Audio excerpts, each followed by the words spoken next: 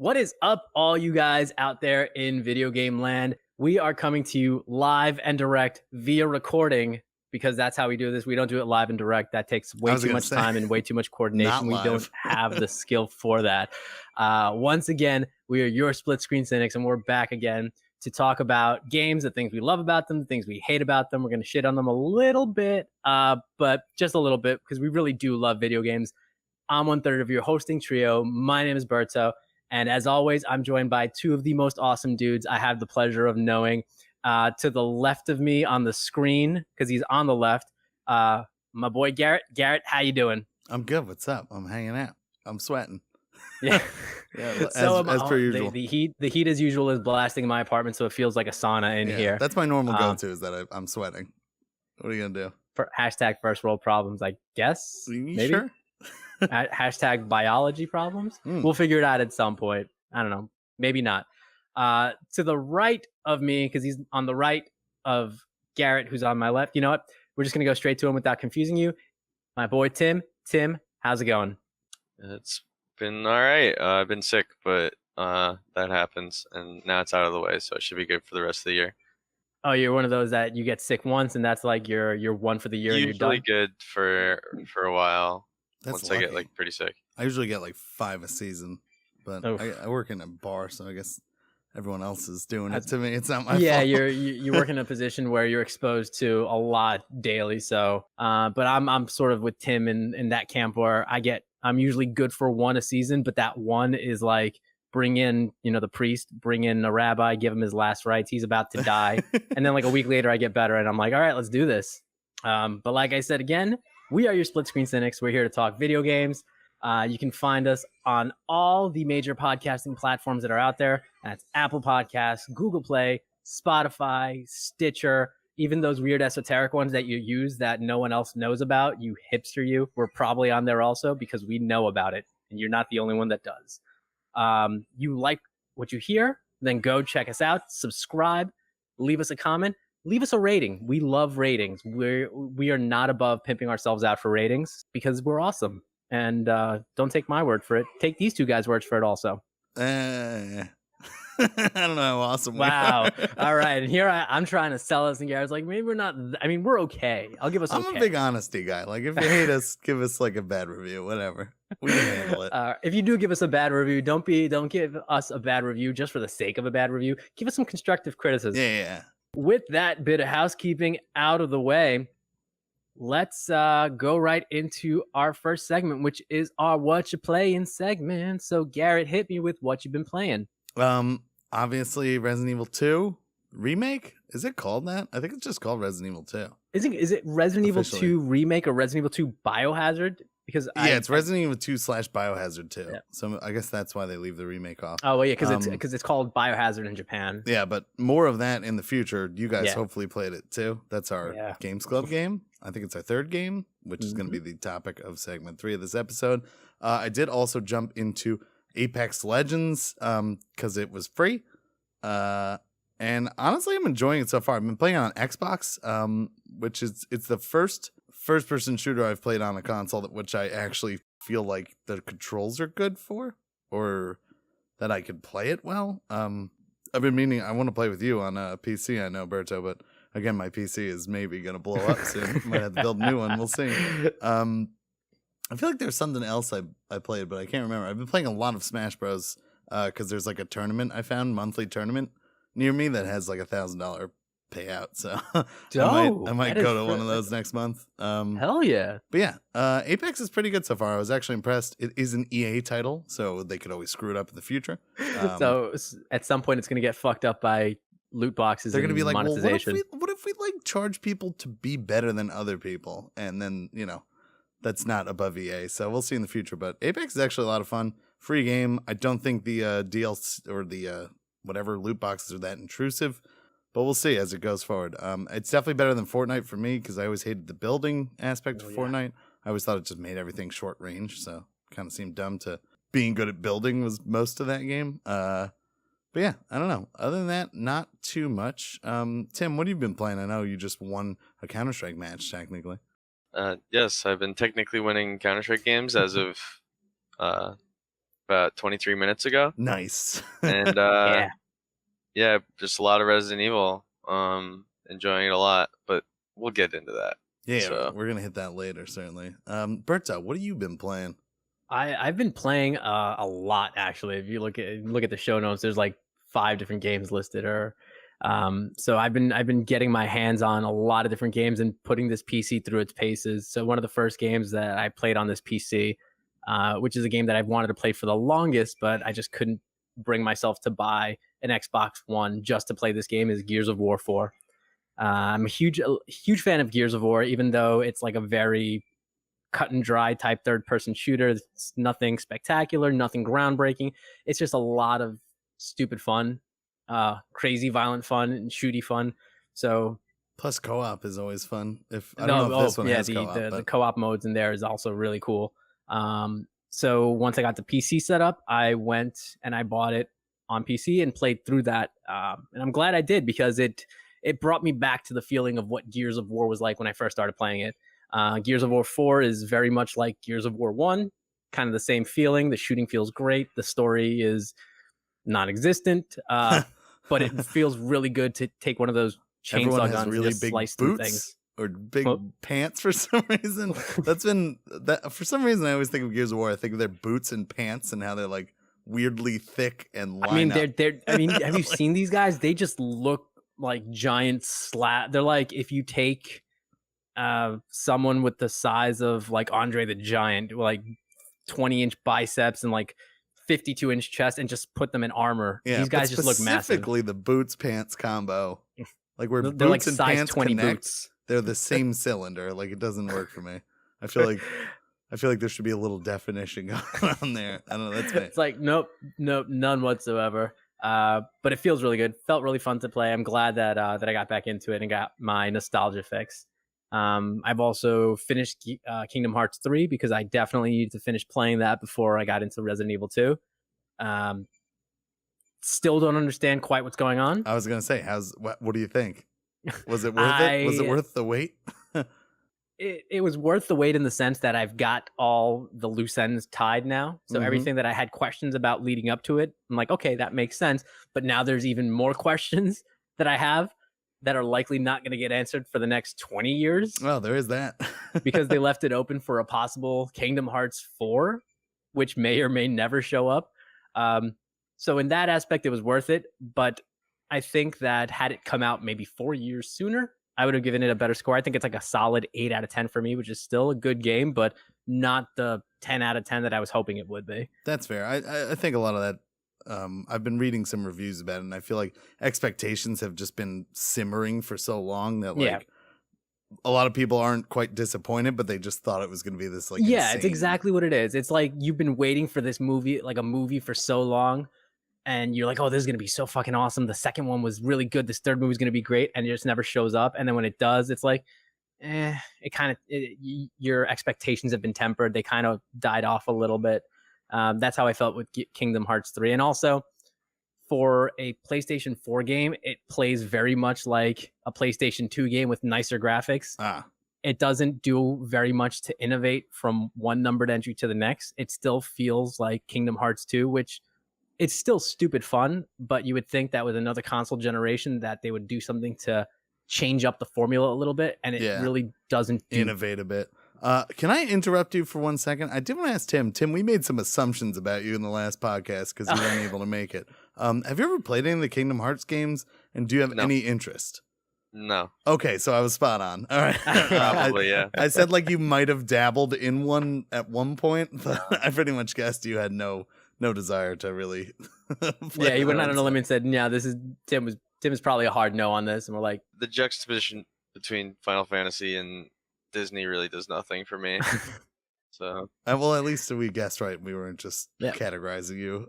I'm not that hard to guess, I guess. Well, no, the thing for me was like it was PlayStation, and I know you kind of are into RPGs and stuff, so I thought maybe you might have tried it, or maybe like Ben got you to try it sometime. But good guesses by us. All right. Sorry, back to you, Berta. No problem. I was just finishing up what I had to say about Kingdom Hearts 3 and just that. It's Kingdom Hearts. You like the series, you're gonna like this one. not spectacular, stellar by any means, not groundbreaking by any means.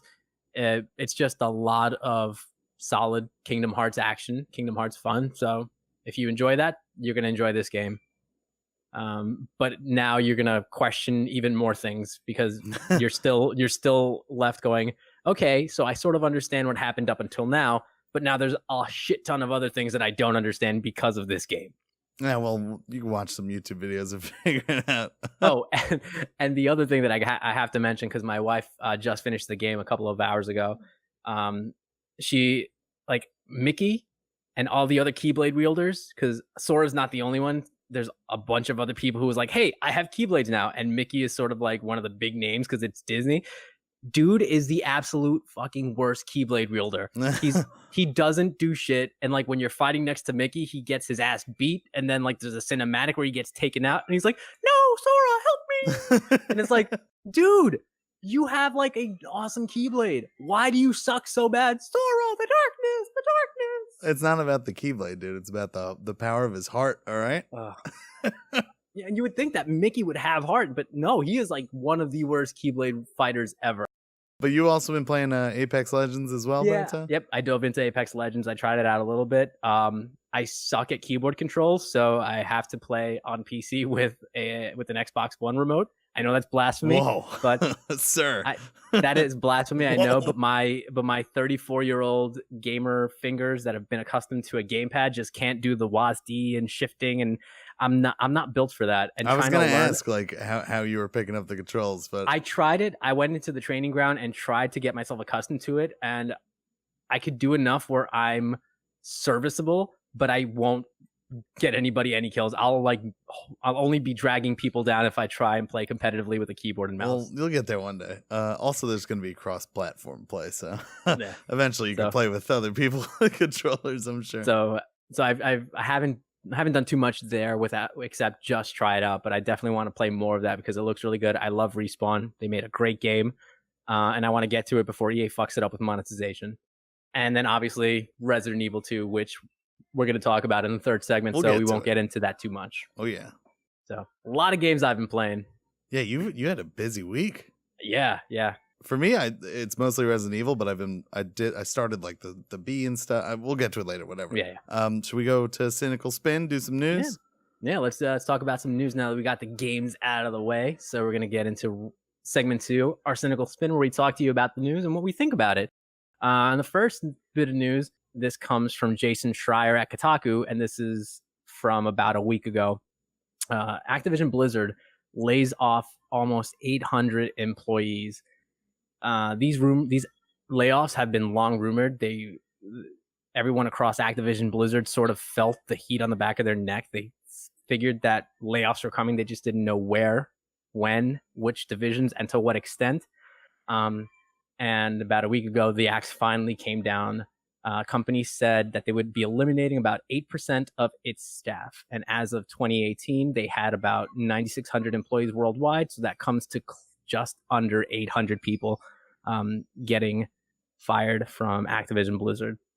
And the shitty thing about it is they did this on an earnings call. They said that they were doing the headcount reduction.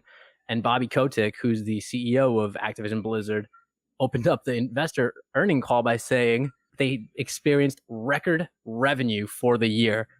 And in the face of record revenues, they still saw fit to restructure, which is corporate speak for we're getting rid of people. So they laid off almost 800 people in the face of record revenues. It's a damn shame. You see it a lot in the video game industry, which is a very volatile industry. You see a lot of layoffs like this, maybe not to this extent, but layoffs in the video game industry are not like something that it's like, oh, I never saw that coming. It's kind of the norm for the industry.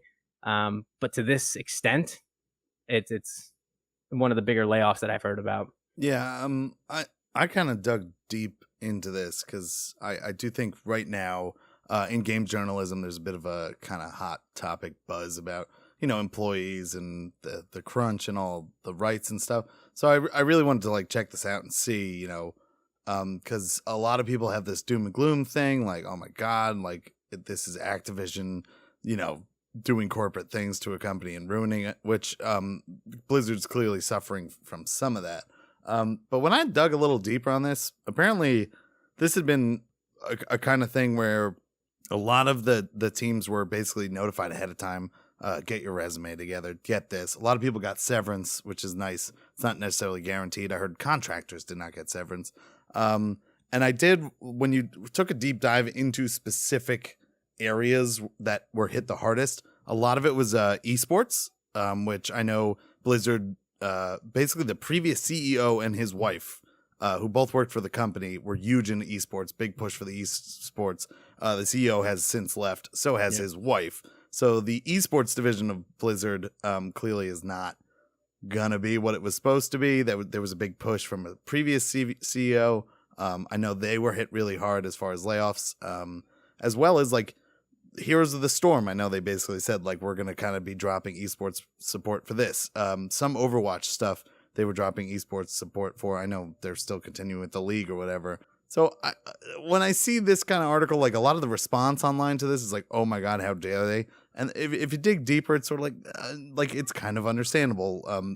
Activision Blizzard merged two massive companies, and basically a lot of this was getting rid of overlap or unnecessary stuff. So it sucks for anyone to lose their job. No one wants to do that. I wouldn't wish that on anybody. But like I kind of hate how the response on the internet, and I didn't see this article was not like one of those big baity articles. Like it wasn't like, oh my God, how dare they? Like the facts were there. But a lot of people freak out about this stuff, and it's like it's a massive company restructuring like essentially useless spots. Apparently there was a large amount of employees that basically had nothing to do because of project restructuring and stuff. Like, I don't know. I don't think it's unexpected. The shitty part is obviously when they're like, oh, we have record numbers, and then they cut the company. It's like what are you gonna do? It's a massive capitalistic company. Like it's gonna go towards the money. It's not gonna keep two people for one job, which is a lot of what sounded like the cutting was like. Tim, did you have any sort of response to this? What do you think of this? I mean, it just seemed like it was kind of like a long time coming. Like you said, it's not, it's obviously never a good thing when, especially this many people lose their jobs, but this type of thing happens in giant companies all the time. Like, we shouldn't really be surprised that it's happening just in the video game sphere. I haven't done the amount of research that you have into like the in depth how they were treated and how they were let go and things like that. But I mean, it kind of is just a matter of time. It's like the market share that Blizzard has, like in terms of just video games in general, has shrunk a bit, and it's not because of necessarily the things they're doing, but just because of other companies that have taken steps forward. Whether this will turn them, allow them to kind of regain their form a little bit, only time will tell. It's just shit happens. Yeah. It's also this is interesting because Activision Blizzard has been in the news so much with Diablo Immortal, with their stock plummeting after Diablo Immortal and stuff. So I do think some of it might be kind of related to that. But again, you're talking about a company that was Activision has never been like hailed as one of the greatest companies of video games. They're definitely money and profit forward. And then you have Blizzard, which previously had been a very, slow, a money-making company, certainly, but more concerned about making good video games than making money. So I think this is sort of the growing pains of the merge. Hopefully it will end up making the company, better at decisions. I don't know, like Diablo Immortal seems like a really terrible decision. But who knows? It might be worse. It might be better. I don't think you can really tell from this. Hopefully most of those employees will be able to find another job in the industry. Yeah, the good thing about when stuff like this happens is that the video games industry it is a very small circle. Everyone knows everyone in that industry. So whenever something like this happens, if you just like look on Twitter, people are posting and tweeting and retweeting left and right. Hey, we have openings here. Send me your resume. I'll pass it around. So in that aspect, the video game industry takes care of and looks out for their own. But I just wanted to touch on the point that you made before, where it seemed like a lot of the jobs that they were getting rid of was sort of like this duplicative efforts, because it seemed like there was not a lot of work to go around for all the people that they had. I found this sort of supplementary article on Forbes about this Activision Blizzard layoff, where they're saying that in the face of the layoffs, that Activision is actually looking to boost up the number of developers they have working on their core titles by about 20% in 2019. So even though they just laid off about 800 people, when it comes to their major franchises like Call of Duty, Overwatch, Warcraft, Hearthstone, they're actually going to look to see increase in headcount across the teams developing for those titles. So it looked like it was some of the smaller dev teams, the smaller companies that Activision Blizzard owns, are the ones that saw the actual hit as far as the decrease in headcount, which again, it still sucks, but it looks like Activision Blizzard, like you said, they made that bet on esports. It didn't quite pay off. And the people who were championing the esports kind of moved on. So they were like, no, I also saw that a lot of it was a lot of areas that were kind of touched upon as far as employees that were laid off. And Jason Schreier did say he interviewed some employees that were shocked that they were laid off, but I don't know how many grains of salt you could take that with. But I did see stuff like support admins and stuff like that, which to me is like forum user kind of stuff. Maybe I did see some of the advertising marketing team was getting hit and stuff, which may or may not be related to like Diablo Immortal or something like that. You have no idea. The fact that they're adding developers seems like it makes sense from both a gamer's perspective and a business perspective. Like, let's get people working on our games to make our games better. The fact that it comes at the cost of firing people sort of sucks, but yeah. I think in a big company like that, you kind of have to expect it. A lot of Blizzard, to be honest, this isn't the kind of thing, like Blizzard is not still the company it once was. A lot of the key developers, the key people involved in all the old titles have previously left. So you're not talking about, Walmart buying a bodega and cutting it into pieces. A lot of this transition has already been happening. So I think it's par for the course, and hopefully it will lead to better video games, and hopefully everyone can find another job at another place. You know what I mean? Yeah. Because I know it wasn't just Blizzard. They said it was, King mobile games and stuff. I don't even know what those are. I think so the layoffs affected the publishing, Blizzard in-house, King, some of Activision studios, including High Moon and others. And it sounded like for the most part employees were treated fairly, which is I think about as much as you can ask for in the industry, because I've heard of things where it's like the game's done, everybody's fired. Like, you know what I mean? So when you're talking about this from like an outsider's perspective, it's a very fine balancing line, because you don't want to make it seem like justify that 800 people just lost their jobs, but at the same time, we don't know the full picture, so we can't make a call one way or the other and completely demonize the company for doing what they're supposed to be doing. So, and our hearts go out to those that were affected. Hopefully they bounce back soon and they find something new to do. Yeah.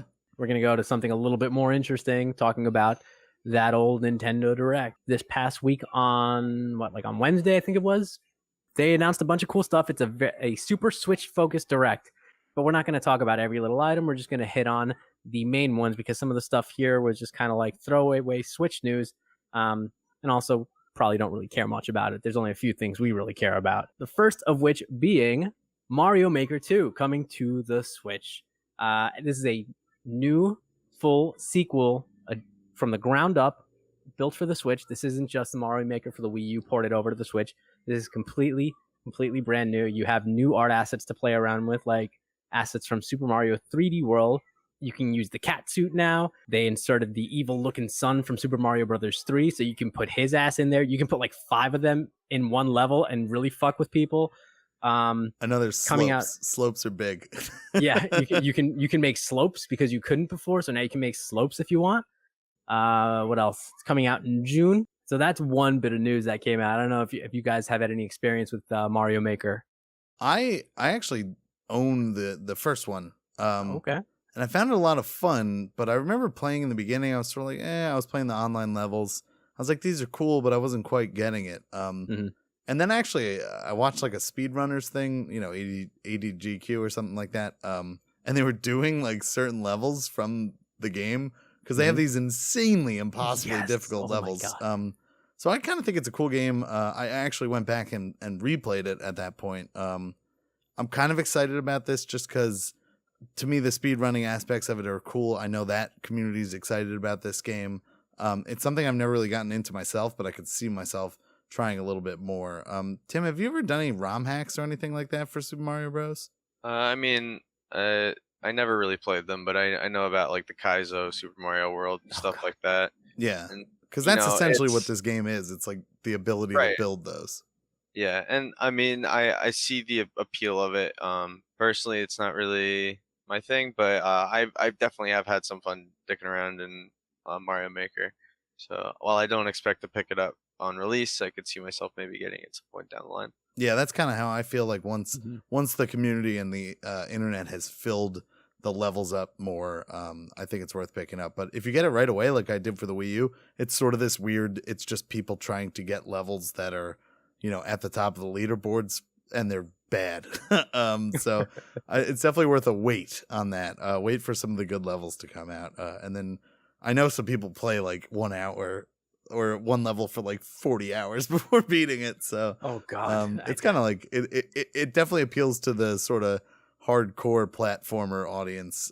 yeah. I'm sure there's a middle ground for other people too, but I think that's generally who is targeted with this game. That and young kids who just want to make their own levels, which is cool too. So Yeah, I definitely want to get it just to play other people's creations because I am not a creative person. I don't like making things. I don't have the patience to sit down and troubleshoot a level and be like, all right, let me put these blocks here and this slope here. All right, let me test it out how it is now. I don't have that kind of time, nor do I want to do that. But power to the people who love doing that kind of thing because you guys make awesome levels, and I will play the shit out of all those awesome levels. Don't pick this up if you're like, ooh, I could build my own levels, unless you've done something like that before, because it's not fun. You have to be made for that. I tried making my own levels, and I was like, I'd rather just play any other Mario game. And although and it looks like they added a couple of user interface things to make the level designing and the level creation a little bit simpler, like radial menus and things like that, so you can actually switch between assets and things a lot more seamlessly, because I think it was a little clunky on the Wii U. So we'll see. Are excited because I watched a whole video on like what the trailer showed speedrunners, and they were like, that's great, this is great, that'll be cool. Like, so I can't wait to see the sadistic new levels. That. Yeah, there's some, and then there were all the levels where you like they just play themselves and you just watch, and it's like what, you're just like bouncing on shells, which are clever, but whatever. Next bit of news: Battle Royale is the darling of the video game world right now. It's like the cool new it thing. Everyone is making a Battle Royale game, and somebody was like, "Hey, Tetris and Battle Royale sounds like an awesome thing. Let's make it on the Switch." So there you go. You got Tetris Battle Royale, you versus 100 people, where you dump all your garbage on their levels, and it's available now. I think like when they were playing the Direct, they're like, "Yeah, you can download this tonight." Do either of you guys have interest in this? I don't know. Heard about it. I was like, meh. But a lot of people are actually really excited, and they're saying it's actually kind of fun. So now I'm like, is it really, or is it just a cool new thing? I don't think I've enjoyed Tetris since like 1994 or something. Like I can enjoy some Tetris. I mean, I enjoyed Puyo Tetris and stuff like that, but that's about the extent of it. Like I just feel like I'm not good enough. That's the fact that you're against 90 people and like maybe they'll just team up on you and ruin you. Like, it sounds dumb. Like, I don't know. Oh God. Well, I mean, of all the Battle Royale games, I feel like this one I'd probably be the best at because it's very simple controls for me. So maybe on that aspect alone, I am interested. And plus, I don't have to build shit. Build lines. Yeah. What about the Tetrinos, dude? That's true. I don't have 13-year-olds, berating me online because, they snipe me from half a mile away. I'll probably download it just to like. Can you just play Tetris on it, or do you have to play this stupid mode? Like, I mean, I think you can just play Tetris, but I think the fun is getting in a room with 99 other people and just having them dump their shit on you when they clear lines, or you dumping your shit on someone else when you clear lines. Even like Puyo Puyo verses and stuff. Like, I hate it because I just feel like I'm not good at it. Like, I enjoy the concept. And I like the single player, but playing against someone else, I just hate it. So you heard it here first. 2/3 of the Synics are sort of okay with it. Garrett hates this. Yeah, idea. I'm not good at Tetris. What are you gonna do? I got nothing.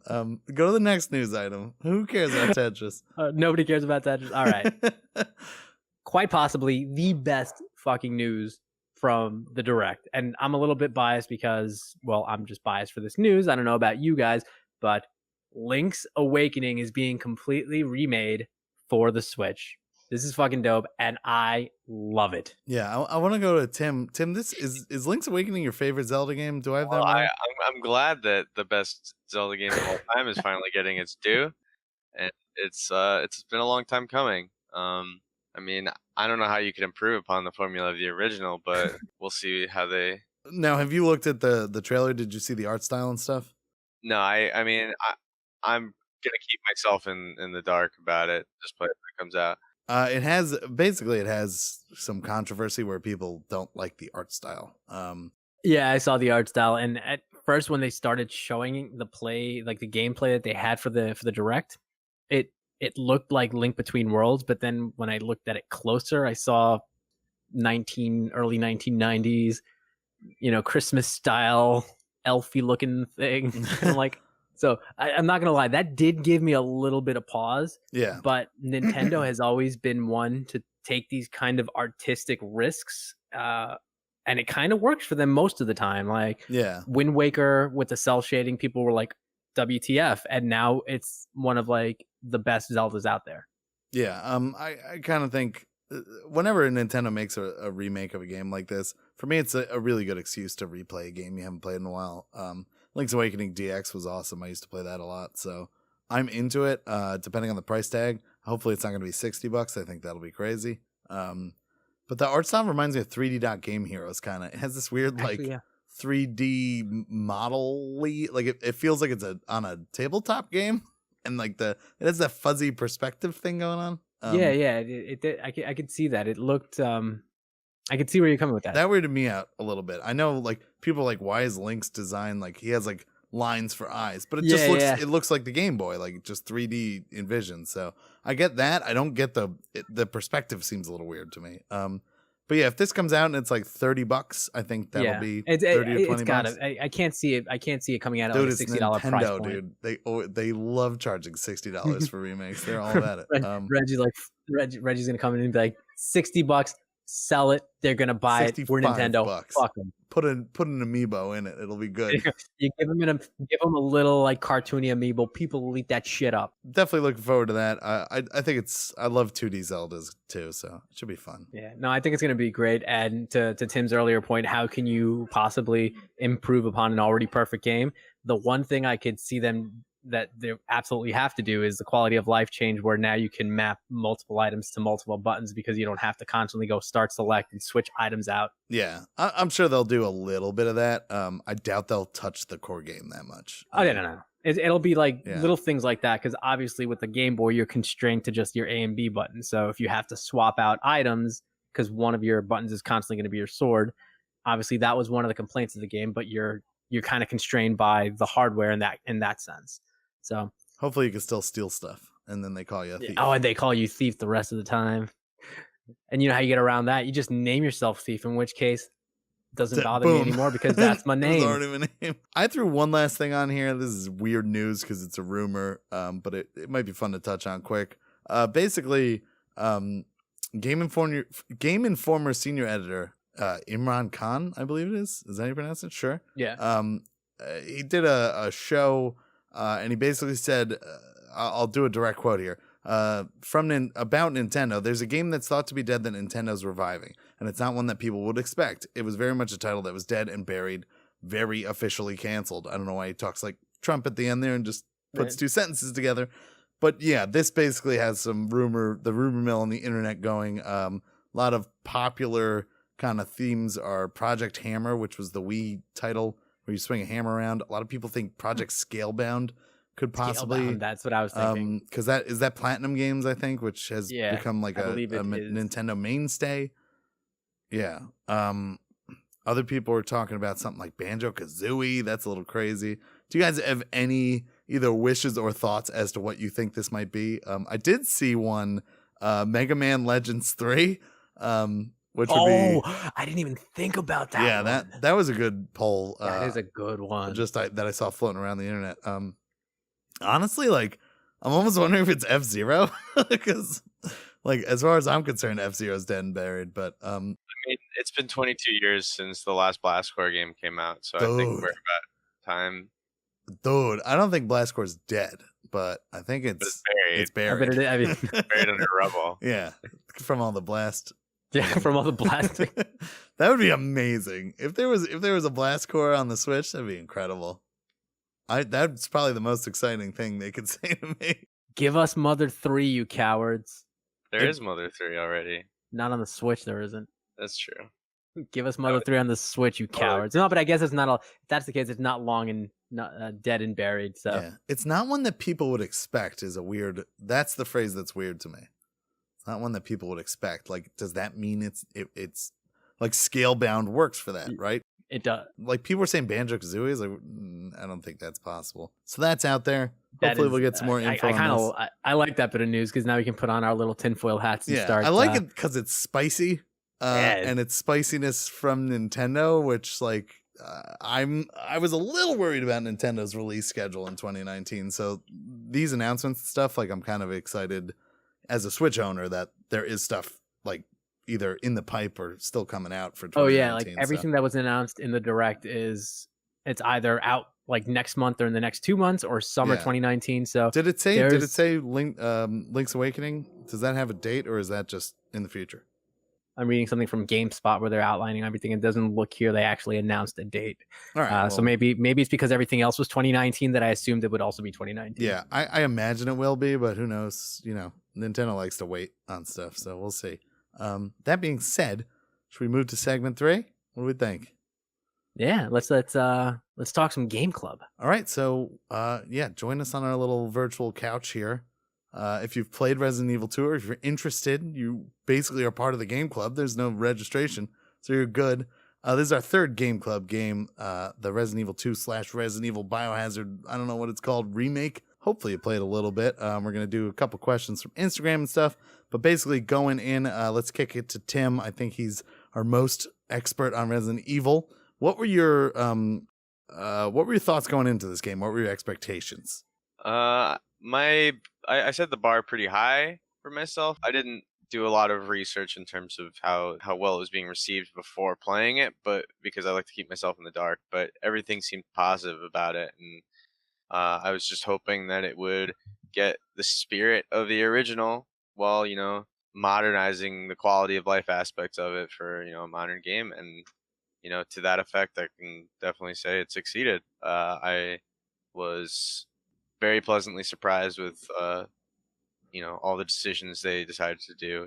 As much as I would love for it to be a fixed camera angle, tank controls game, I understand that you can't really have that anymore. And so, to that effect, I think they did a great job of making it very playable for more modern audiences. I'm glad that I'm not in the only one in the camp who appreciated the fixed camera angles and tank controls.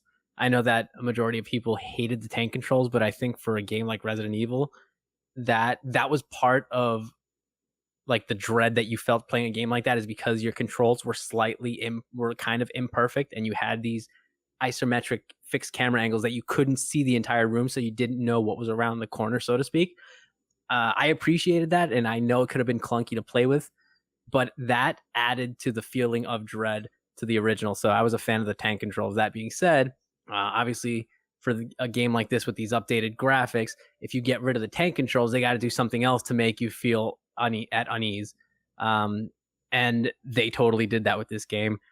In the original game for the PlayStation, everything was like well lit. There were very few rooms that were like really dark, but in this game, 90% of the rooms that you go into, whether you're with Leon or Claire, you're like walking around with a flashlight. So you're quite literally in the dark. So having this perfect camera control doesn't really help you because you're still kind of like, what the fuck is out there? And I know that I definitely felt like that while playing the game. There were multiple instances while I was playing where I'm like so zoned in, looking around, and I have the music in my headphones and I hear the zombies running, and then like my cat would brush past me and I would like, what the fuck? And my wife would just crack up. So the environment, it totally sets you in that mode and you feel really, really scared. At least I did. I have an Instagram comment about spookiness, so I'm going to come back to that a little bit, Berto. I want to say it seems like part of the things we're talking about a lot here is direct comparisons to the old version, which I have only really played the old version like an hour or so. I never even made it out of the police department. I was floundering around kind of. I never finished the game. So for me, the expectations was kind of weird going into this because I didn't really have it to compare to the first game. For me, it was Resident Evil HD Remake for either GameCube or, when they re-released it later. So I was kind of going into it in a weird way where I was like, is the nostalgia not going to work for me? I was very worried about the third-person camera controls, and I do agree with you guys that I kind of like the tank controls a lot. I think that adds to the helplessness. But I did actually notice it seemed like the sluggishness of your character was very well done, where you didn't feel overpowered. I was playing on mouse and keyboard too, so I had mouse aim, and I still felt really vulnerable. Honestly, the one thing, and this is comparing to Resident Evil 1, so I'm not really sure if RE2 is better at this. One of my favorite things about the game was how helpless I felt against regular zombies. Like, the regular zombies seemed insanely dangerous, if not one of the most dangerous enemies in the game. Like, I was routinely unable to dodge them. They were lunging at me. I was trying to deal with them. And that in Resident Evil 1, original zombies are such a joke. Like, you can generally just dodge them. It's not that hard to kill them and stuff. But to go back to Tim, like, direct comparison in the first game, like, what do you think? Did they handle everything well? All the changes were good, or did you miss anything? I know you kind of said that it exceeded expectations. Yeah, I'd say they did everything about as well as they could have. There was nothing specific that I could think of that I was just like, oh man, that was way better in the original. Yeah. It seems like they approached it with kind of like, they tried to be as classy as possible. They added a lot of backstories to a lot of the minor characters. They fleshed out a lot, and I know that they're adding more content now, like with all these sub stories that you can play. But it feels a lot of fun to play, and I honestly couldn't be happier with how it turned out. The third person controls, how do you feel about that? Like, because going forward, one of the lead developers on this game, I forget who it was, said like, we could possibly even do like Resident Evil 1 in this style of controls. Do you think going forward, if they do remake like Resident Evil 3, Nemesis, Code Veronica, any of those, Resident Evil 3 is Nemesis, I think, if I'm not mistaken. Yeah. Do you think they'll continue with that, and would that affect your enjoyment of those remakes, or do you think it kind of makes sense? I mean, the first two Resident Evil games, the games that I hold most dearly to myself. 3 is where I've played through it, but it's not a game that I really grew up playing over and over again, and so on and so forth. But I like what they do. It's interesting what you said about the zombies. It's like they definitely added like a spring in their step. Yeah. Whereas in the older games, if you know how to get like behind them, you can kind of angle your way around them and dodge them really easily. And now they can kind of lunge like another 3 feet or so, and it just changes so much. Yeah. For where if you took Claire or Leon from this game and put them in the older games, you'd just be able to run by everybody. Yeah. But the game doesn't let you do that, so I think they found a good balance with that, and the game plays very smoothly to that effect. But if they kept doing this with future games, that'd be great. I don't think I'd have a crazy desire to replay the first one because they've already remade it, and I know that I kind of felt the same way about that. GameCube was forever ago. That game to me, like I don't need it to be updated. Already was updated for me, but I would obviously play it if it came out. I like the direction that they're going with the Resident Evil series. I can definitely say that much. Yeah, I would say I'm just glad the game's getting good response, because I'll probably bring this up a little later too. I like that it's sort of like, hey, the old style of making games can still work. You don't need crazy action pieces. You don't need crazy cutscene story stuff. Like, not that this game doesn't have some good cutscenes and stuff, but like, it's not the worst to look back to the old way games were made and try to do that. I don't know if like every game should be remade. But hopefully, like if there's a Resident Evil 8, it'll kind of be more like this and less like 6 to me. Yes, agreed. Yeah. Now, Berto, I had a comment here from Billy the Kid with like 5 or 6 D's. Look him up on Instagram. That's Billy. He's got a band, Supersonic Octopus. He's pretty dope. He specifically asked on Instagram, he said, is it spooky, and how many times were you startled? Now, I know you touched on that, certainly. And I kind of agree with what you were saying as far as like my god, the light and dark is a big thing. The game is super spooky. The designers did a very good job with the environment to make you feel like you're never safe.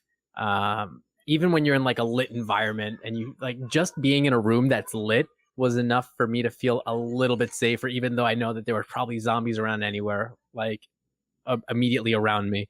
And that's just with putting me in a room that's lit. They did a fantastic job because I am never really completely at ease.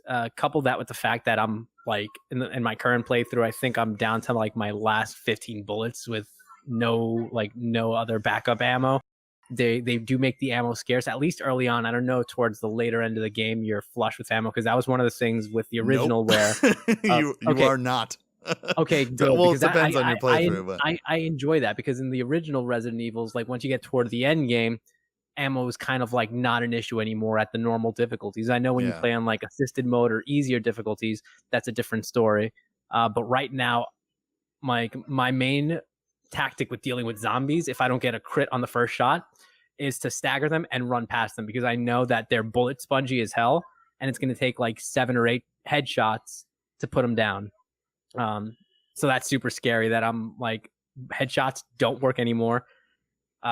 There's you hear the creaking left and right, and fucking Mr. X, that motherfucker, I hate him. I hate the fact that I'm constantly on the move. There's never a moment where I can just sit down and breathe now, because once he's introduced, and again, spoilers for the people who are listening if you haven't got that far, there's a segment in the game when you're in this police station where Mr. X, or a tyrant who is called Mr. X, he starts chasing you. Yeah, actually, the whole Mr. X thing, I was like, because people on stream, when I was streaming it, were saying Mr. X, and I'm like, are they referencing, because I kept seeing these memes of, DMX X gonna give it to you with him. And I'm like, is that what they're referencing? Like, I didn't know the whole Mr. X thing. Yeah. Apparently, the origins of that are from, there was a toy that came out of him called Mr. X, and there was like a mention in either a comic book or like a guide somewhere. But he actually is never officially called Mr. X. No, he's never. He was always called the Tyrant, because even in the original, I think like in one of the like later playthroughs, once you get like the S ranks or whatever, once you start like a new gameplay plus or whatever it was in the original RE2, then he starts chasing you. But you never had to worry about him in sort of like your base playthrough. The second runs or the B runs is when he showed up. And you never had to worry about him in like the original. Full spoiler alert for the rest of the thing, but so in the newer ones he does show up in the A runs. Exactly. So the fact that you have him now, even in your base like A playthrough, halfway through the game or halfway through the police station, and then he shows up, and like you're walking through a room and you know that maybe there's like a green herb there that you want to get, but you hear the footsteps on like the other side of the hall, and you're like, shit. The tension with him was absolutely crazy. and he's just like, he doesn't rush at you. He's like, I know I'm gonna get you, so he walks slow, and you know he's coming at you, and that even just that adds to more of the dread, because I'm like, fuck, he knows he's gonna get me. He doesn't need to run at me, and it's just the absolute worst feeling in the world. I fucking hate it. Yeah, actually ended up not on my first playthrough. I completely missed one of the guns in the game, because when you get back to the police station, you have to use that USB dongle to get your third gun. I was like, oh, I can't do this with Mr. X chasing me. I'll probably return to the police station later. And, lo and behold, you could, but I never ended up doing that. So I ended up playing through the rest of the game without. Because there's a lot of like, oh, when Mr. X is around, like I could do this, but then I have to deal with him. Which I think is extremely clever gameplay. Because he isn't, like, if you take it down to a base level, he's not that hard to deal with. Essentially, you just have to run away from him and hide. But the tension of that coupled with freedom to operate the way you want to. Yes. So it just adds this other layer of like, oh, there's an enemy that can just walk around and find me wherever I go. I don't feel comfortable exploring new areas. Yeah. Add that to the fact that there are now, liquors and, in some of the hallways and all these new enemies, and you're just like, fuck this, I'll come back later. Oh yeah, that's also one of the other things. If you don't make it a point to board up all the broken windows, And if there's one that's left unboarded and you're being chased by Mr. X and now that hallway's full of zombies, you're like, well, fuck, what do I do now? I need to get across the hall, but there's 5 zombies and like this tyrant behind me. Yeah, those are definitely some of the most memorable. Yeah. And again, I was streaming a lot of this game, so it's great. Like, I'm like, okay, like I'll be in the safe room doing routing and be like, okay, like he'll come for me, but no problem. And then I like open the door and he's like right there, and I'm like, oh my god! And then like I'm just running through hallways and there's like 5 zombies, and I'm like, oh, it's over, it's all over, and you just try to struggle. But Tim, what do you think of the spooky level? I know you're a big fan of the horror elements in games. Do you think this matches up to? Because to me, that what's scary about the old ones was that kind of fixed perspective, like, in a way, fear of the unknown, because you would hear things but you couldn't quite see them because of the perspectives. How do you think this one like kind of compares horror wise? It's hard for me to say because I think when I first started playing, I was definitely like feeling the scares. But once I don't know, I actually played through basically the whole game in one sitting. I played like 3 hours one day, and then like basically the whole day the next day. And by halfway through the second day of me playing, like the fear was basically gone. It was kind of just like, and a lot of that just comes from the fact that it was a remake, so I kind of knew what was coming. Yeah, for the yeah, most yeah. part. Like they throw some stuff at you, but comparative to my youth experience with Resident Evil 2 original, it wasn't that scary. But that's not really a fair comparison.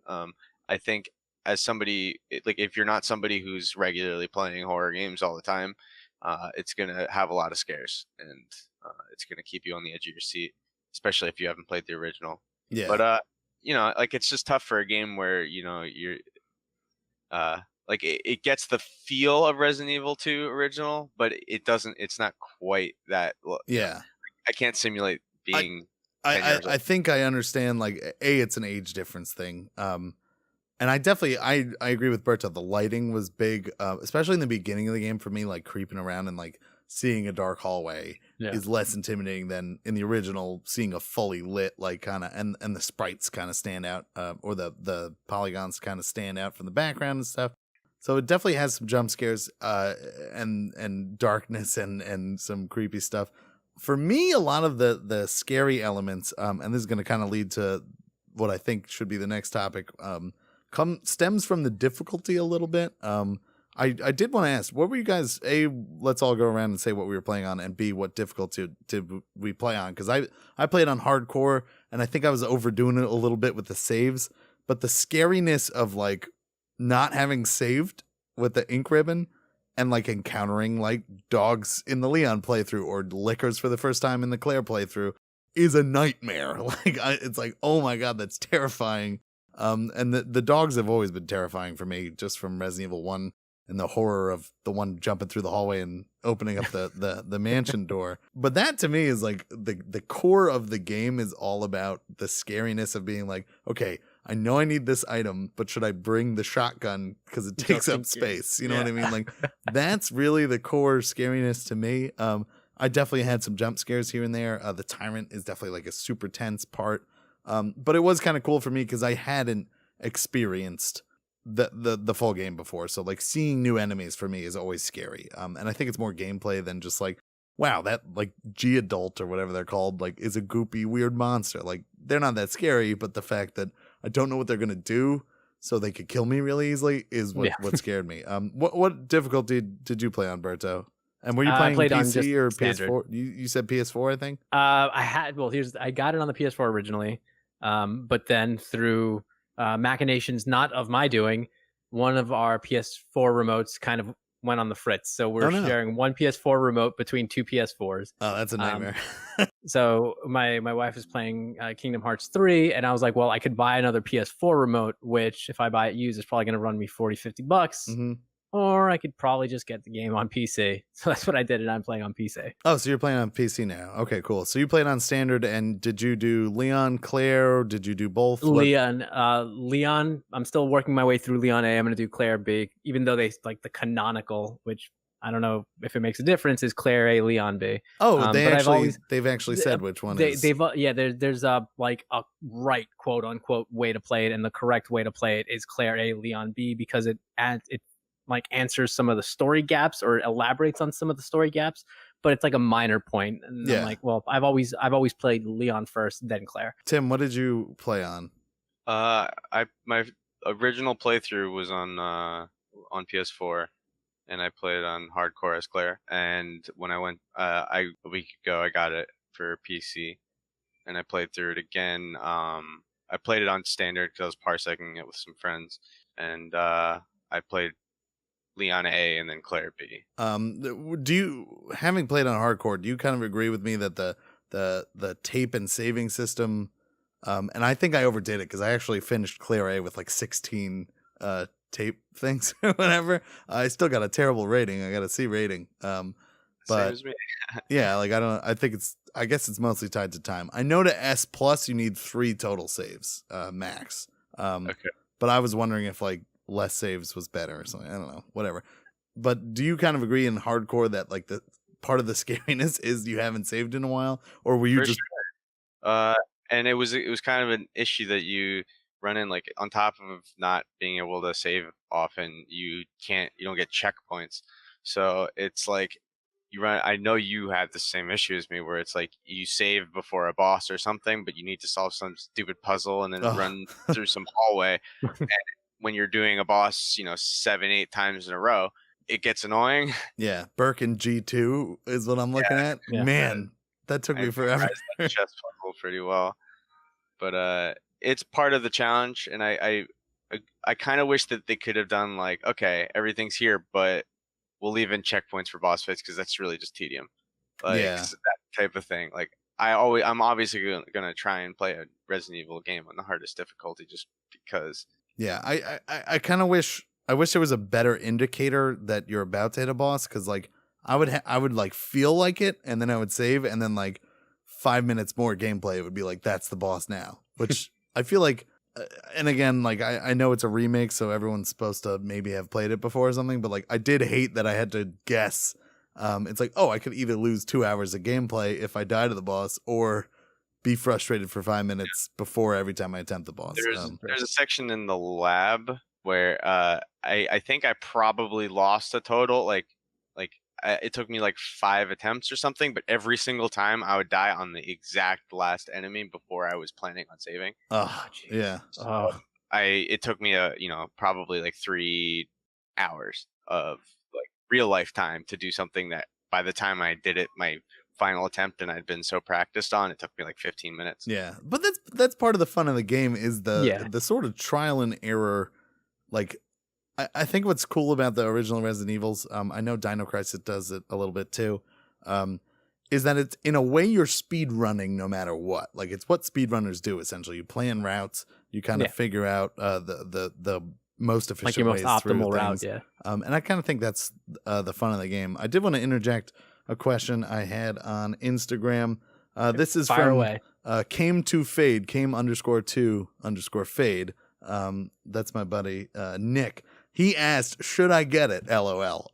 So what I kind of want to turn that question into a little bit, because we're talking about difficulty and scariness and so on and so forth. Like, do you think this game appeals to everybody? Do you think this is a game that you would recommend to someone who's like a casual video game player? Obviously, if you like survival horror, if you like the original Resident Evils, if you like a difficult kind of multiple run-through game, get it. Like, that's easy. Yeah. Well, first of all, the easy answer to that is yes, get the game. That's the short answer. But the longer answer with a little bit of explanation is even if you're not a fan of like the survival horror genre, I think it's just a fantastic game to get. Caveat to that, if you scare easy, or if you know you can't do scary games, then maybe also gore. The game is pretty like gory. if you know that those are sort of like your triggers where you're like, oh, I just don't play scary games because I can't do those, or excessively gory games, then maybe skip this one, because there are some scenes where they're very over the top with the gore, and this game will make you shit your pants in certain spots if you've never played a Resident Evil, so you don't know what to expect. Those are the two caveats, but if you're okay with being a little scared and dealing with some gore, Yeah, fantastic game. I can't recommend it enough. Yeah, I mean, I'm sure if you're not you know, a major veteran of the genre, there's tons of difficulty options to make it so that anyone would be able to make their way through it. I'm sure, I know that ammo conservation isn't a core tenet of most games, but it's not. You can't just try and kill every zombie in Resident Evil and expect to get through the game. But I'm sure that there's that would be the main barrier for entry that I could imagine someone having. But if I would find it difficult to not find some way to recommend this to anyone. I think it has a pretty large appeal, and anyone should at least give it a try. Yeah, I agree for the most part. I do think there's some stumbling blocks early on. You got to get used to the gameplay. A little bit slower than most modern games, certainly in the beginning at least. And there is the kind of ammo conservation, so on and so forth. I imagine they do have the assisted mode in there. So if you're really looking to get through the story real quick, you could always do that. I wouldn't recommend it for someone who's looking just for the story. The story is not really that crazy or exciting. Essentially, Resident Evil are sort of a cheesy take on horror sci-fi movies in the beginning, at least. So if you're looking just for the story, I wouldn't really recommend it. And if you think it's this action packed kind of thing like that, I wouldn't recommend it. The thing that I do with video games, though, I do think this is one of the better games to come out, certainly in this year so far. So I think it's worth it just for that. It's just a really good video game. It's worth experiencing. And it might kind of get you back into Resident Evils, which have a very unique gameplay experience. On the subject of assisted mode, I will say this on my standard playthrough. It's really annoying how if you die a couple times, it just flashes this pop-up where it's like, do you want to switch to assisted mode? Oh my God, I can't tell you how annoyed I was. Accidentally press yes, then you have to load an earlier save. I can't tell you how upset it was when the first major boss battle, when you get into the underground facility. I died a couple of times before I got my strategy down packed. It's like, hey, guy, do you want to maybe play assisted mode? Listen, I'm like, bud. No, I don't need assisted mode. Leave me alone. It's like, I don't need you to pander to me. Games, like, if you're gonna do that, like, put it in like a loading screen and say it's an option. Don't flash it on the screen where you're smashing the button, like trying to play again because you know what to do now. You're accidentally gonna press it, then you have to load an earlier save so that you're not stuck on assisted for the Some rest of the game. new Mario Bros. And Donkey Kong Country games have that, where it's like, if you just die a few times, like this guy will pop and be like, you can tag in like Super Donkey Kong if you want to not play the game. Like, and it's like, no, I chose standard for a reason. Yeah, I actually played. It's funny, I haven't played standard or assisted. Right. I did play. So I did Claire A, Leon B. I'm not finished with B yet. I'm probably gonna stream it later tonight. But I did definitely like. I can't speak to the standard or assisted difficulty, but I kind of loved, and it's frustrating to play through a little bit. But I love that it seems like the enemy's health is either random or they're set at a very high range.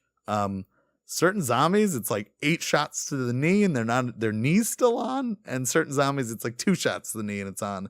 And I kind of think it's genius in a design standpoint because it keeps you on your toes. And you're right, Berto. I kind of have started adapting to this play style of like, if I stun them, I could run past them. Yeah. But in certain rooms that I know are high trafficked and stuff, I'll try to take a leg off usually at least.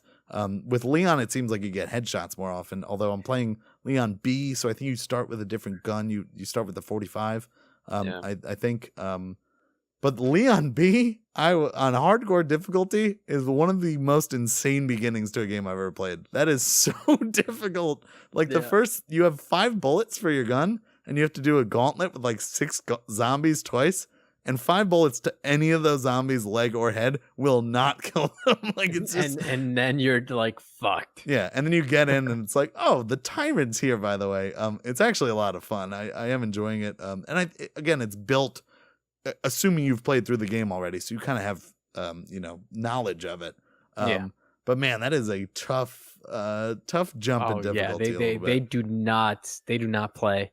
When on the note of the bullet sponginess and sort of like the unpredictability of how much health, quote unquote, the zombies have, I read somewhere, and I don't know if this is true or not, or if it's just internet speculation, but I think it was actually on like one of the Steam forums where they said that there's some sort of like adaptability programmed into like the AI where if you're constantly getting headshots, like if you're that good at lining up headshots, that it actually punishes you for being good, essentially. Yeah, there's a lot of those rumors going around, and I don't know if any of them are true. Yeah, like I haven't figured out the rhyme or reason because like everyone else, that's one of the things that stood out when I fought a zombie was I just pumped like 7 shots into this dude's head and he's still like coming at me. And then other times you get like 1 shot and the head explodes. So I was trying to figure out, which is awesome when that happens.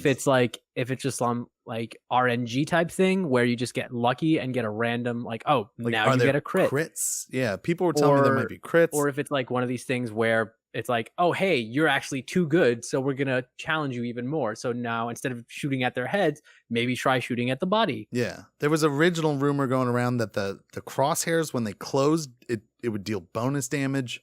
I've seen that the laser sight does bonus damage because it counts as a crosshair close. I've seen that the skull is actually like certain, like if you hit the back of the head, it's worth more.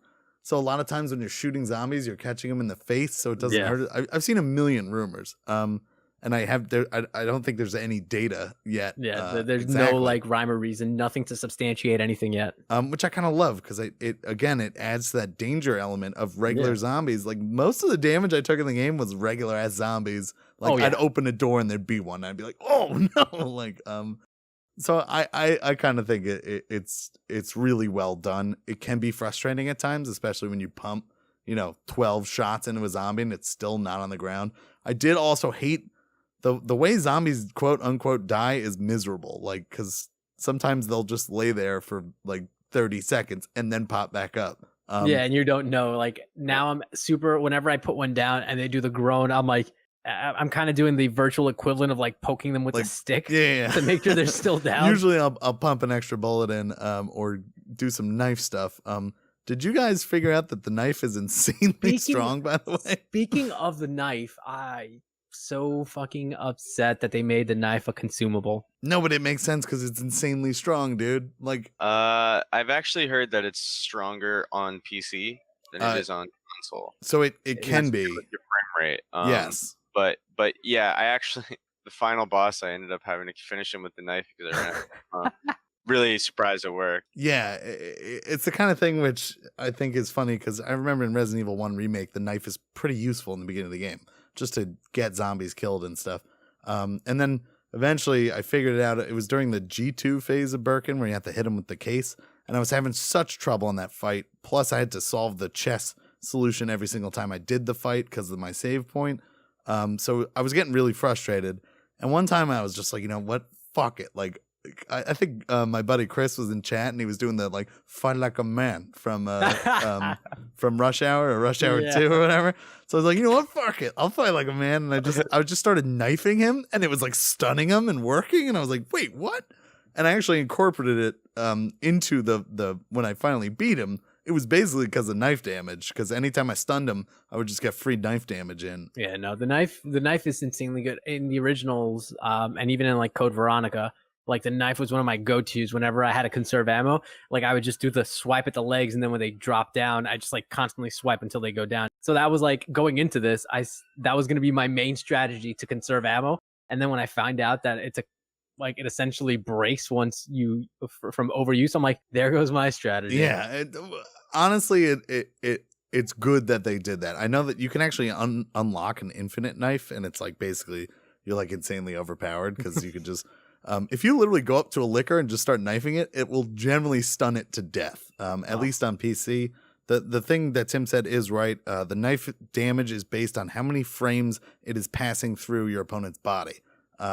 The idea behind that being if you knife a guy in the foot, it's different from knifing him across the chest, basically. Yeah. So some PC players do cheese it, and they'll basically like go low settings as possible to max the frame rate, and it ends up overpowered. But I've seen some speedrun strats after I beat the game, and like some of the bosses, like they knife at certain points to get the maximum damage out of it, which I think it's kind of cool. I'm Again, gonna have to start employing that. Yeah, it's surprisingly good, especially when you're trying to conserve ammo on boss fights. Have you guys? I know you might need to be B scenario to do this, but have you unlocked the Forced Survivor mode? I have not, because I do believe you need to do A and B scenario. Is that the additional DLC stuff? It's with the additional DLC. Okay. It's where he plays. I mean, they call him Grim Reaper in this game, but it's Hunk. Grim Reaper. Oh, it's Hunk, right? Yeah. Okay. Yeah, it is. It's Hunk.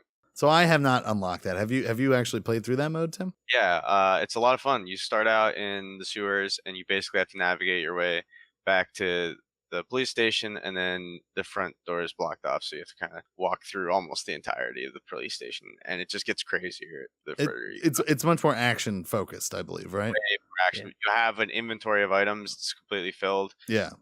And that's it. I believe so. The new DLCs, I think, are similarly focused in that it's sort of this gauntlet that you have to run through, basically. It's much less like the base game.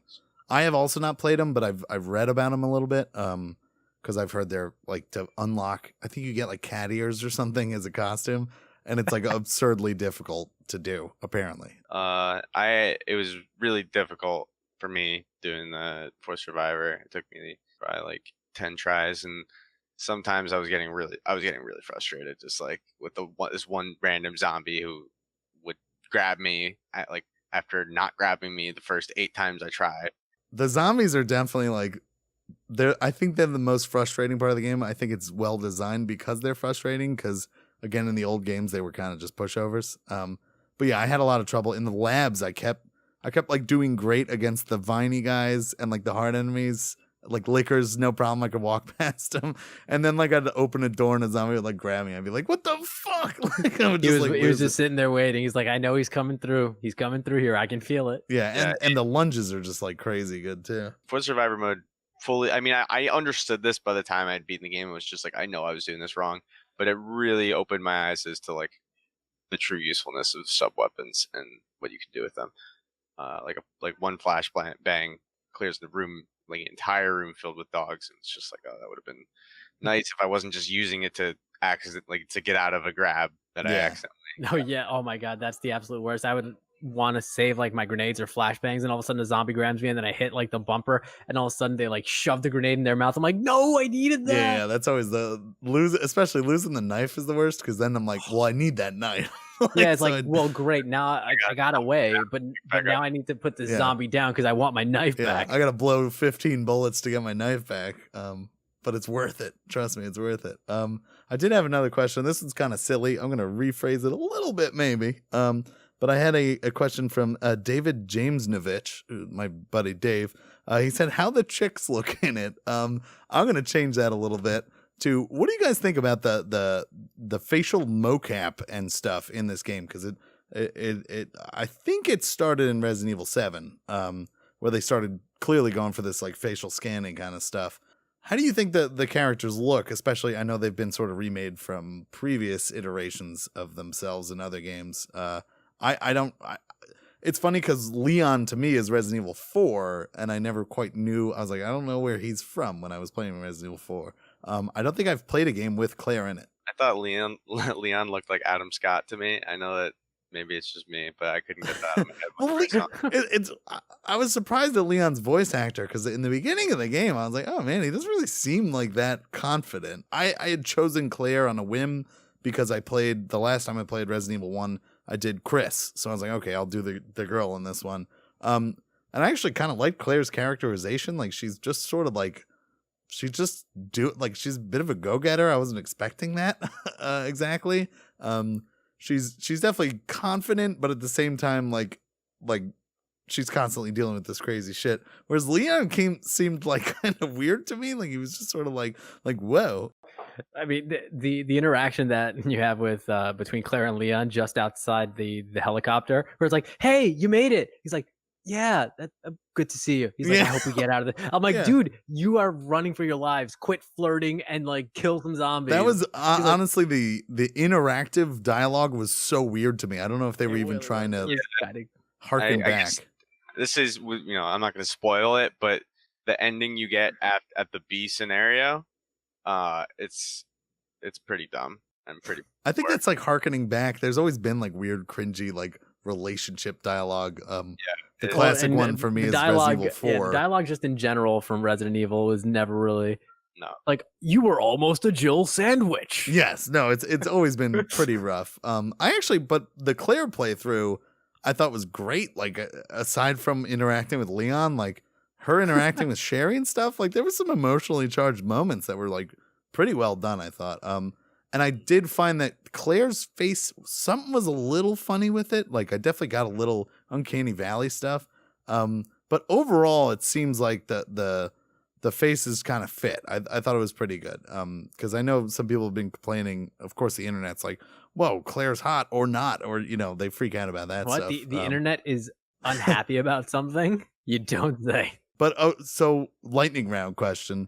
What's your guys' favorite character in any Resident Evil series to play as? I liked Leon in Resident Evil 4. Leon Resident Evil 4, he had that cool jacket and the jacket was pretty awesome, and I think the reason why I liked that one because that's when it had like the next big step in Resident Evil going from 3 to 4. That's when they made that like, oh, here's how they innovated, so that sticks fresh in my mind. Sure. I think Chris in Resident Evil 1.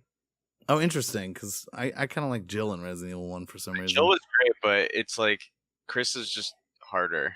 Yeah, it's a more exciting playthrough. I enjoy playing Jill more because it's like a more relaxing experience, but Chris, that to me is Resident Evil, I think. I did like Hunk in Mercenaries because he had the neck snap. I know that's not like a real answer. Mine would probably be Jill in the remake. Something about her design was just so well done in that game where like her outfit just seemed perfect to me with like the baggy sweatpants and the shoulder pads and stuff. I really like thought she was well designed. I do agree that the Chris playthrough is a little more fun, I think, just because Chris is a bit more of a generic action here. Yeah, but he has like no personality to him really. Especially in 5. Man, he is woof in 5. We don't talk about 5. Oh yeah, God, 5 never existed. Rough. He does punch a boulder. I did want to bring up specific to me the Sherry.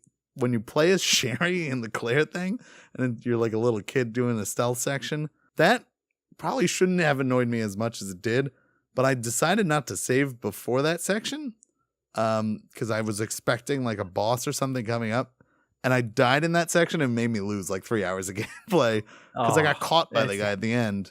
How do you guys feel about those? Like, I know you play as Ada in the other one. I thought it was an interesting kind of decision because in the original, you play as her, but you just have to like run around and avoid dogs and shit, and like it's very much more like I like that gameplay personally. Like that part was kind of fun because the game's basically like, well, you can't kill enemies, so you just have to avoid them, which is kind of the point of Resident Evil.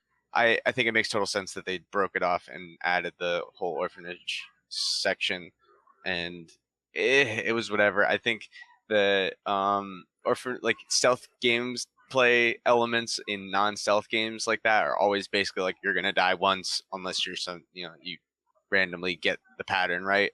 But it was fine, like it's really unfortunate what happened to you. Yeah, but, it was especially unfortunate because when I went back and replayed it, I died like I was at the door to get out, and there was a journal, and I'm like, oh, I kind of want to read the journal. And then that's what got me. The journal. Like I looked at the journal, and then he just caught me right before I touched the door, and I was like, I'm free. Again, that's more just me. I was just being super like. I was overdoing the ink ribbons thing. Also, there was actually a typewriter that you could save as her before that section that I had missed. So like the developers kind of giving you like a hey. So they're giving you like a heads up, like maybe you might want to save here because it's gonna get. But I had missed it real. because I don't know. When I was playing as her, I was like, I wasn't really like searching for shit on the repeat of the playthrough. I found like 5 journals instead of 1 at the end. I found the raccoon toy and stuff. So I will say I definitely preferred the Sherry segment to the Ada segment. Okay. I thought Ada's segment was kind of like, I guess gimmicky, but just like not that fun. No. But that's personal. I haven't actually played through the Ada segment yet, because I'm waiting to do so on Leon B, I guess. I know it's coming up though, because she's been in the story a lot. It's not terrible. I just prefer. It's just a matter of personal preference. Yeah, and I'm also, now that I know how many ink ribbons you get, I'm saving more. My buddy Marino is actually like donating bits. Like every time I saved, he would give 100 bits on stream, so that helped too. Did you get the achievement for shooting one of those little raccoon toys? I didn't, because I shot one of them. I haven't shot all of them, I guess. Missed a few. Yeah. Or maybe like a billion. I don't know. Yeah. Who knows? But that carries on through your playthroughs. Yeah. Like, I love how they have the little brochure, and he's like, "Hey, and by the way, you see, don't shoot these things. It's terrible to shoot them." I'm like, "Well, now I want to shoot them more." It's funny because they specifically on my stream, someone commented at one point, like, I was in like a dire situation, like running from Mr. X in you know that weird storage room that it kind of has a couple shelves. It's where you get the big gear, I think, if I remember correctly. And there's a couple zombies in it that I had never killed. And I was like running through there, like Mr. X behind me, the zombie's still there crawling around and stuff. And I like saw one and like whipped a quick shot at it, like completely unnecessarily. And someone's like, yo, nice aim on that fox thing. I kind of appreciate those. I haven't shot all of them obviously yet. But I like the little achievements that are like kind of goofy. I'm usually somewhat anti-achievement because I think it's dumb to try to 100% a game. Because usually it's boring unless they do it right. But I like the little goofy ones. Like in Claire, I had never thought to shoot Mr. X. I always just ran from him. But as Leon, I shot him in the head and his hat popped off, and I got an achievement. I was like, oh, whoa, like, that's cool. Yeah, that's first thing I did when he like pushes the helicopter out of the way. I'm like, I won't get another chance at this. That's perfect. Right off. And then I'm like, all right, hat off. Bye. Yeah. And then apparently his hat, like his hat never came back on playing as Leon. So that's kind of like a cute little thing they put in. you can like find his hat like in areas in the game where like he's gonna show up. I did actually notice his hat on a desk, and I was like, I wonder if that's supposed to be his or just some other hat or something. Must be. I think this is personal theory, but like it's in two areas that he like subsequently shows up. So. Interesting. Do you think I think he does warp a little bit. I think he cheats a little bit logistically. Yeah, it happened to me in the fourth Survivor for sure. He definitely warped on me, but I don't know. But relatively, I think his AI is like kind of. I think he just for the most searches. Part, it's pretty. It's pretty. I never figured out. I would always walk to try to avoid him. I never knew if that worked or not. It seemed like when you shoot is when he shows up, but I never knew if running triggered him. What else? Any other stuff we got going on? I have a kind of ending question, but I don't know if you guys had. I think I've hit all the points I wanted to hit. What do you think about a rating? Give it a rating. 9.25 out of. Oh, I sorry. I thought it was understood that it was. I mean, we could 10. do real ones if you want. It's a 9.275. No, 9.25 out of 10. Yeah. Oh wow. Okay. 9.25. I'm gonna give it 4 acid grenades out of 5 in your inventory. Wow. Wait, really no, 16 ink ribbons out of 18. Out of 18 and a half. Oh well, I didn't know we were. All right, 9.25 hand bullets out of. I'm trying to. The 10 that you only get. I'm not like I don't know. I try not to like seriously rate it in these. It's fun. All right, Tim hates numbers. I can give it a fun rating. 9.5 bullets, and those are the only bullets you ever get. And you put them into legs. Hit the legs. And then you unload all those bullets and your half bullet into a zombie's legs, and he's still crawling and not dead. And he still has the knife in his head. Yeah. Tim, you wanna? What do you think overall? 6 licks out of 7 sub-weapons. Got it. All right. I guess we could conclude that we all like the game. Yeah, certainly. Yeah. We actually haven't really picked a real loser yet for the Game Club game, so that's cool, I guess. Except for Gris. You thought that was a real loser? I'm joking. Oh, okay. I was about to say hot take. The thing I kind of wanted to end on, how do you think this whole remake wave, do you think this game's going to make an impression on developers a little bit. The standard remake strategy is upscale the graphics and push it out for $60 or $40, and just hope for the best. It used to be a little package deal with a couple games. Do you think other developers might kind of jump into this and really redo the whole thing from the ground up, or do you think this is just kind of like a Capcom specific to Resident Evil, maybe like a Dino Crisis eventually? But what do you guys think as far as that? Well, Capcom's been remaking their games forever, so they've kind of had a lot of experience into seeing which games, or what has worked and what hasn't. So I think it's unlikely that all companies are going to be able to be as successful as they were with Resident Evil 2. But hopefully it inspires game companies to actually put some effort and not just crank out an HD remaster. Not that I have a problem with that, but I just I think it's nicer when they put some care and time into it, and you get a nice product like this.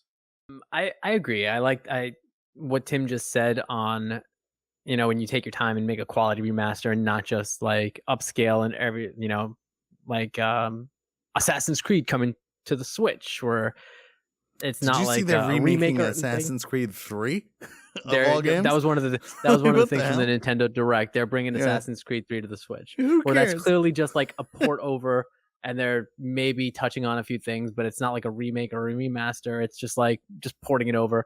If that's the strategy for a game, then you might as well not do it. But if you're gonna build something, build it from the ground up. Take the Link's Awakening approach. Do something completely Yeah. new. I was Take going the to Resident Evil. tie it to take the Link's Re- yeah. Awakening. Take the Resident Evil 2 approach, build something from the ground up.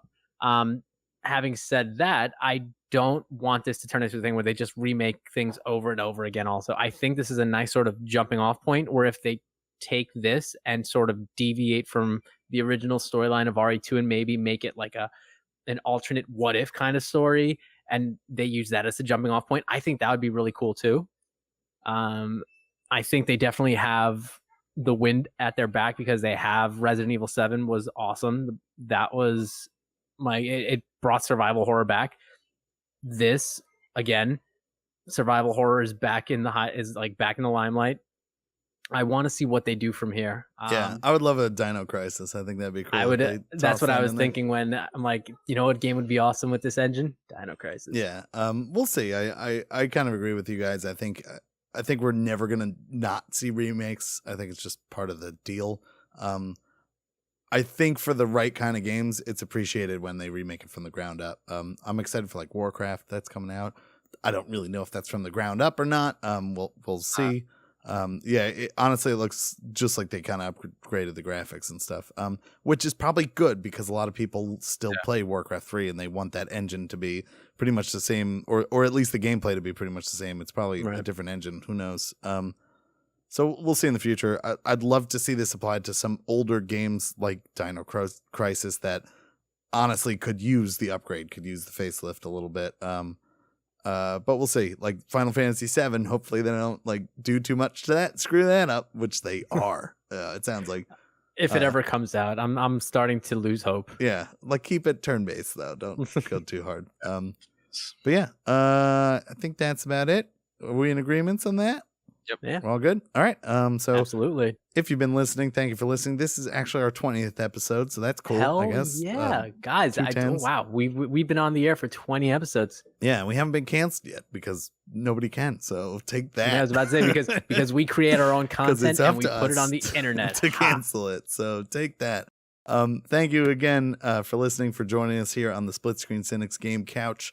If you are a part of the Game Club, thank you for sending in comments and questions. That is always awesome. We'll probably announce the next Game Club game at the next podcast, or I mean, we could do it before on Instagram and Twitter and stuff. So maybe we'll do that. We can always release it also via just keep an eye on the socials. Yeah. Maybe we'll do it that. Speaking of socials, Split Screen Synics is us on Instagram. I believe also us on Twitter. SplitScreenCynics.com is our website. Me personally, twitch.tv/Garrett gets into. If you want to see me stream some of the games we're talking about, I have been streaming Resident Evil 2 recently, so jump in and you can see me struggling through Leon B. Berto, you got any plugs there, bud? Yeah, I was just about to say on the back of what Garrett just said, donate some bits whenever he does use an ink ribbon. Let him know that he's going to get plenty of them. Yeah, Marino also suggested doing a shot every time I died, which that can early on was rough, but I was doing better later. So that might be fun. You can find me pretty much on all social media, Instagram, Twitter. What else is there? Whatever else is out there, just look for me at I'll be the one. What? You're then on Steam. That's right. I'm on Steam now because that's right. I'm on Steam. You can look me up on Steam. All the social medias. I'll be the one and only is my social media handle. That's ALBIETHA, the number 1 NONLY. Look me up. Shoot me a message. Let me know what you thought about the show. We love to hear from you. So please, any feedback, any questions, comments, concerns, any constructive criticism, we want to hear from you guys. This episode was brought to you by the letter G. Has only been made possible because of listeners like you. Thanks, Tim. Love it. Guys, thank you so much again for listening. This is episode 20. We will catch you 2 weeks from now on Tuesday. Keep on gaming. Thank you. Take it easy.